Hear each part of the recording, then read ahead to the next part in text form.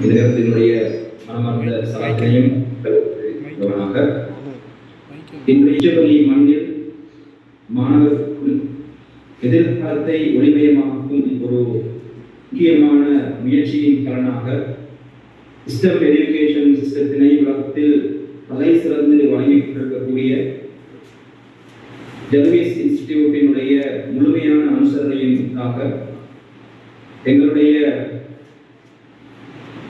மாணவர்களுக்கு இந்த வாய்ப்பை அளித்து இந்த நிகழ்வில் உங்கள் முன் ஒரு சில முக்கியமான விடயங்களை மாத்திரம் மிக சுருக்கமாக கூறிவிட்டு செல்லலாம் என்று ஆசைப்படுகிறேன். முதலாவது விடயம், மாணவர்களாகிய உங்களுக்கு கல்வி கற்றுக் கொண்டிருக்கக்கூடிய உங்களுக்கு சில முக்கியமான விடயங்களையும், இந்த மாணவர்களை வழிநடத்தக்கூடிய ஆசிரியர்கள், பெற்றோர்கள், ஏனைய நலன் விரும்பிகள் உங்கள் எல்லோருக்கும் இன்னும் ஒரு முக்கியமான விடயத்தினை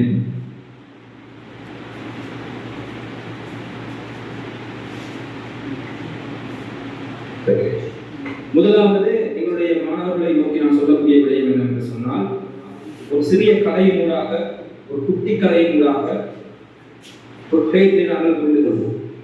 அதாவது ஒரு காட்டில், ஒரு அடர்ந்த அந்த காட்டில் ஒரு சிற்பி என்று சொல்லுகின்ற பொழுது சிலைகளை சிதைக்கக்கூடிய, சிலைகளை வடிவமைக்கக்கூடிய சிற்பி என்ன செய்கிறார் என்று சொன்னால், மிக அடர்ந்த காட்டில் அவர் ஒரு பாறை ஒன்றை எடுத்து, மிகப்பெரிய பாறை, ஒரு காட்டில் அடர்ந்த காட்டில் இருக்கக்கூடிய மிக பிரம்மாண்டமான ஒரு பாறை ஒன்றை அவர் செதுக்க ஆரம்பிக்கிறார். அப்பொழுது அந்த வழியாக வந்த உங்களை போன்ற தரம் 5 கல்வி கற்கக்கூடிய அந்த வழியாக தினமும் வந்து அந்த சிற்பி செதுக்கக்கூடிய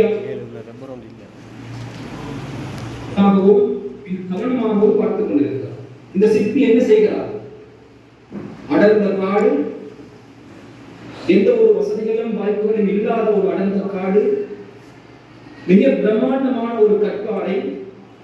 அந்த கற்பாறையை இந்த சிற்பி செதுக்குவதை, உளியை வைத்து செதுக்குவதை இந்த மாணவன் தினமும் கவனிக்கிறார். அப்படி தினமும் கவனித்துக் கொண்டிருந்த அந்த சிறுவன் ஒவ்வொரு நாளும் கடந்து செல்கிறது. நாட்கள் நகர நகர நகர அந்த மாணவனும் அதனை மிக உன்னிப்பாக இந்த சிற்பி என்ன செய்கிறது கவனித்துக் கொண்டே இருக்கிறார். காலம் சென்ற பின்னர் இந்த மாணவன், உங்களை போன்ற ஒரு மாணவன் அங்கு பார்க்கின்ற சந்தர்ப்பத்தில் மிக பிரம்மாண்டமான ஒரு கழுகு இறக்கைகளை விரித்துக் கொண்டும்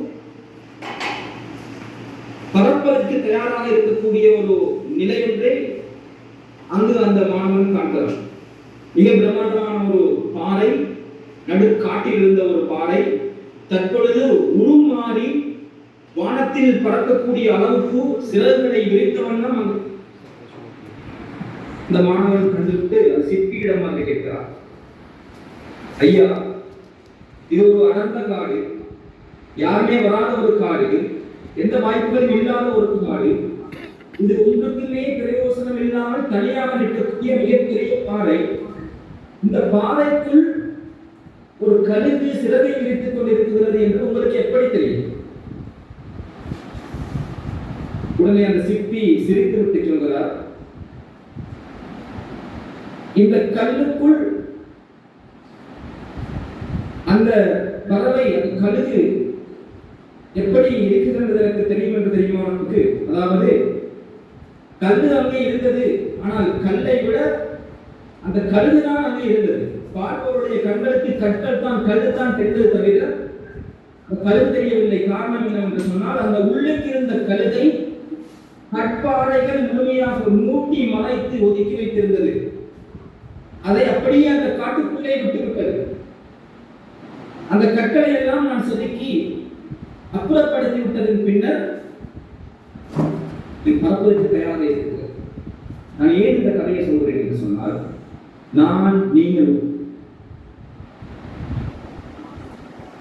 எப்படி கல்லுக்குள் ஒரு கழுகு ஒளிந்திருக்கின்றதோ அதை போன்றுதான் எமக்குள் இன்னும் ஒரு இன்ஜினியர், உலகத்தை மாற்றியமைக்கக்கூடிய ஒரு விஞ்ஞானி, ஒரு டாக்டர், அதே போன்று வந்து பேராசிரியர், நல்ல திறமை வாய்ந்த மாணவ சமூகத்தின் மத்தியில் எங்கள் மத்தியிலும் இப்படியான அந்த சிறகை விரித்து பறக்கக்கூடிய கழுதை போன்று நாங்கள் எங்களுடைய மாணவர்களுடைய குழந்தைகள் எல்லாமே நாங்கள் வெளியிட்டிருக்கிறோம். எனவே இந்த திறனை நாங்கள் வெளியில் கொண்டு வர வேண்டும் என்று சொன்னால் அதற்காக நாங்கள் உழைக்க வேண்டும். சிப்பி எப்படி தன்னுடைய ஒளியை எடுத்து அந்த கற்களை செதுக்கி அந்த கழுதை வெளியில் கொண்டு வந்தாரோ அதே போன்ற ஒரு வேலையை தான் தற்பொழுது எங்களுடைய தர்வேஸ் இன்ஸ்டிடியூட் அதே போன்று ரியாயா ஃபவுண்டேஷன் இந்த செதுக்குகின்ற வேலையை நாங்கள் செய்து கொண்டிருக்கிறோம் என்கின்ற ஒரு முக்கியமான விடயத்தினை பெற்றோர்களாகிய உங்களுக்கு இந்த நேரத்தில் நான் இன்றைக்கு காட்டுகிறேன். நாங்கள் எதிர்பார்க்கக்கூடியது இரண்டே முக்கியமான விடயம். எங்களுடைய மாணவர்களாகிய நீங்கள் தரம் 5 கல்வி கற்றீர்கள் என்று சொன்னால் உங்களுக்கு சிந்திக்கக்கூடிய திறமை அல்ஹம்துலில்லாஹ் நாம் எதிர்பார்ப்பதை விட நல்ல திறமை இருக்கிறது. உங்களுடைய இந்த வயதில் இன்று உலகத்தை மாற்றி அமைக்கக்கூடிய மாணவர்கள் உலகத்தில் தாங்கள் சாஃப்ட்வேர் இன்ஜினியரிங் போன்ற அவர்கள் புதிய புதிய ப்ராடக்ட்களையும் புதிய புதிய விடயங்களையும் உருவாக்கி கொண்டிருக்கிறார்கள். நமக்கு என்ன தெரியும் என்பது முக்கியமல்ல. இன்றைய உலகத்தில் நமக்கு என்ன தெரியும் என்பது முக்கியமல்ல. நமக்கு தெரிந்த விடயத்தை வைத்து இந்த உலகத்தில் எதை நாங்கள் புதிதாக உருவாக்குகிறோம் என்பதைத்தான் இன்றைய உலகம் நம்மிடம் பார்த்துக் கொண்டிருக்கிறது.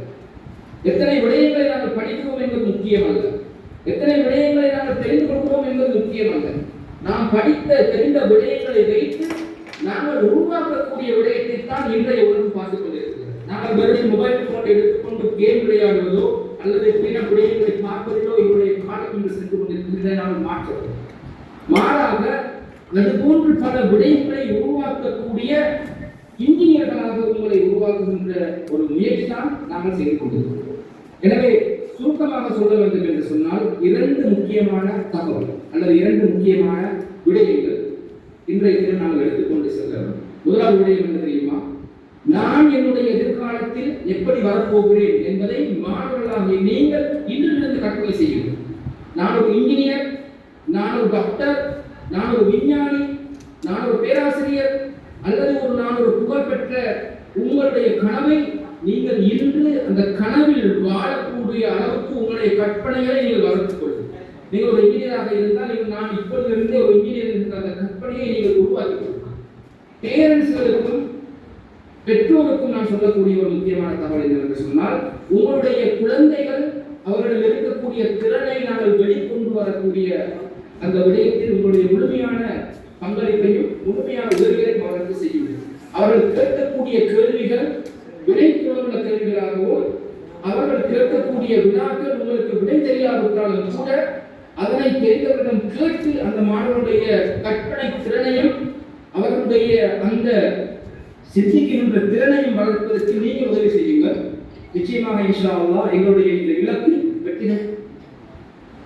ரியாயா ஃபவுண்டேஷனுடைய இலக்கு முக்கியமான இலக்கு என்னவென்று சொன்னால் ஒரு 10 வருடம் நாங்கள் பின்னோக்கி செல்வோம் அல்லது 20 வருடம் நாங்கள் பின்னோக்கி செல்வோம். அங்கு நாங்கள் கல்வி முறைமை எப்படி இருந்ததோ அதே முறைமை தான் இன்று வரைக்கும் எங்களிடம் தொடர்ச்சியாக இருக்கின்றதே தவிர அதில் மாற்றம் இல்லை. நாங்கள் இதனை மாற்றப் போகிறோம்.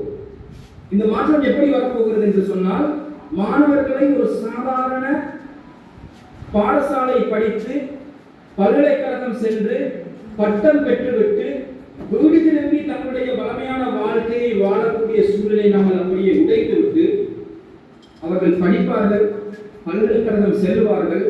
ஆனால் பல்கலைக்கழகம் சென்றதற்கு பின்னர் வரக்கூடிய அவருடைய வாழ்க்கை ஒரு வித்தியாசமான வாழ்க்கையாக அமைய போகிறது என்கின்ற ஒரு கனவை நோக்கி ஒவ்வொருவருடைய வீட்டிலும் ஒரு உலக பெற்ற ஒரு பட்டதாரியை நாங்கள்